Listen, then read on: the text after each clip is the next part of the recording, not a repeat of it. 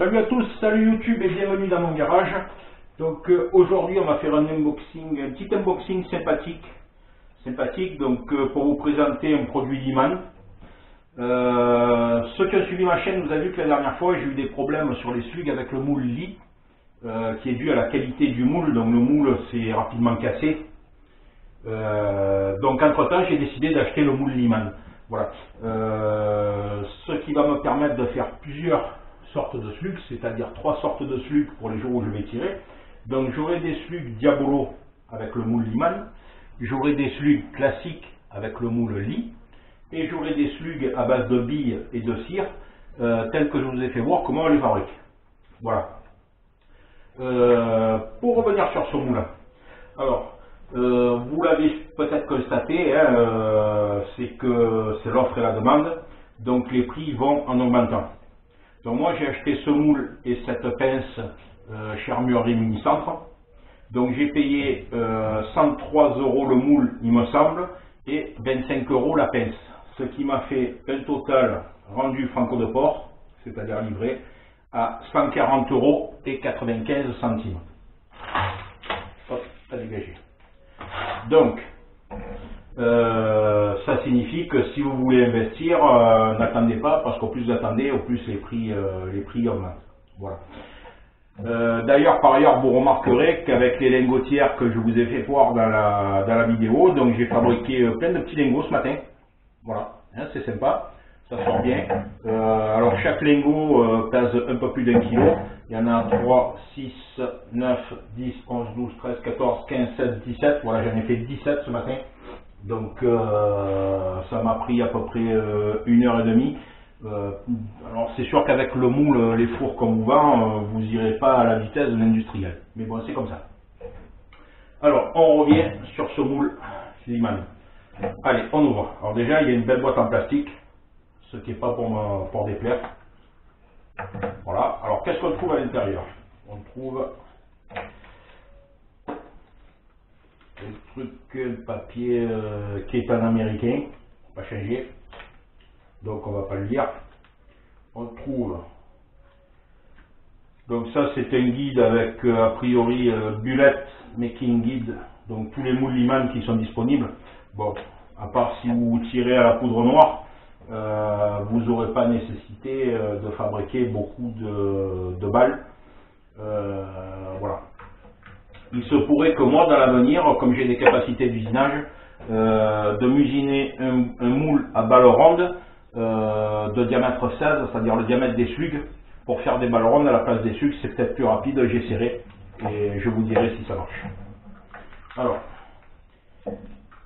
on a un bout de papier de protection dans la boîte, c'est bien. C'est bien, le prix est justifié. Voilà, le prix est justifié. Vous avez une bonne boîte quand même, c'est pas une boîte de merde. Hein? Alors ici, il y a du plastique. Par contre, sur les produits américains, il y a des beaux plastiques. Alors là, on a la première pièce. Alors c'est un bel usinage, hein, c'est en acier. Là, c'est du travail bien fait, rien à voir avec le moule Lee. Hein. Je vais essayer de vous le faire voir de plus près. Je ne sais pas si la caméra le filme comme il faut. Je vais aller tout doucement. Voilà. Les traces qu'on voit, c'est de la graisse, hein, c'est de l'huile. Le moule est huilé pour le préserver. On déballe le deuxième élastique.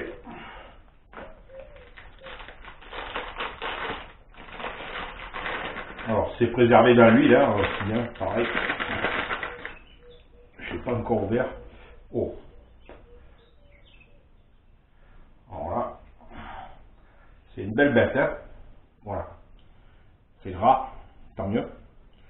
Mais là, on voit de suite, hein, à vue d'œil, hein, de suite, on voit la qualité d'usinage par rapport au moule Lee, quoi. Il n'y a pas photo, hein, il n'y a pas à chercher midi à 14 h, rien à voir, quoi. Hein. Voilà, on a un moule qui est parfaitement fini. Ici, on a une pièce taraudée pour venir fixer la pince. Hein. C'est taraudé au bord et pourtant le métal n'a pas gonflé parce que c'est fait avec une précision remarquable. Donc ici, on insère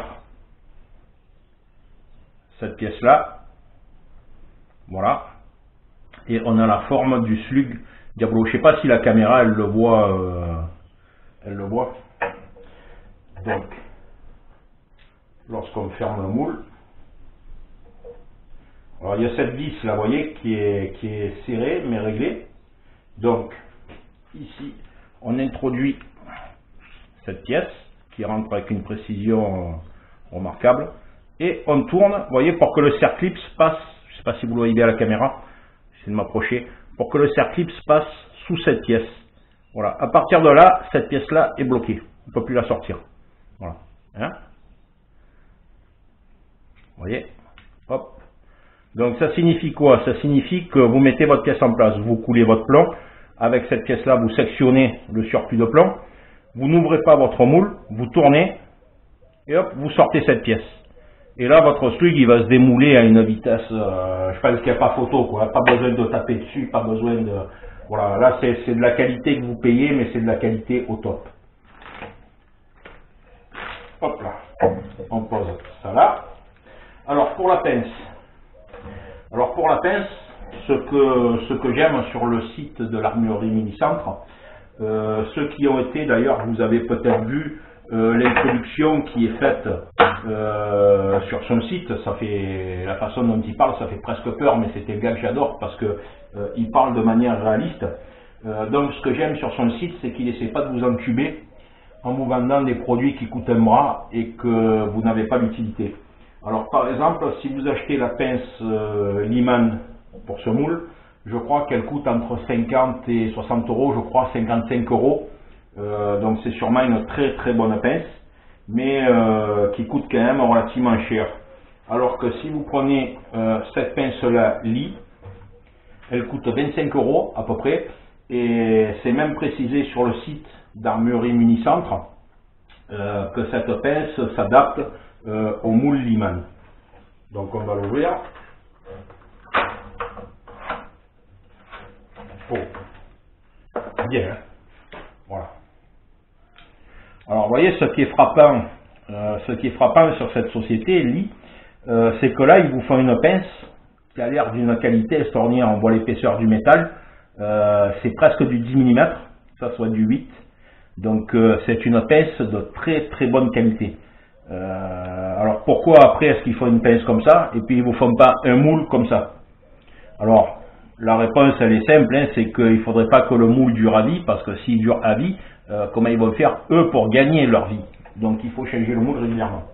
Donc bien sûr vous avez compris que la pince, hein, on démonte ces deux vis, je ne vais pas vous faire une démonstration, elle vient se fixer là, vous voyez, hop, et là vous avez votre moule en place, votre pièce, tac tac, voilà, et là, hop, bien évidemment, vous pouvez après vous mettre à fabriquer vos slugs.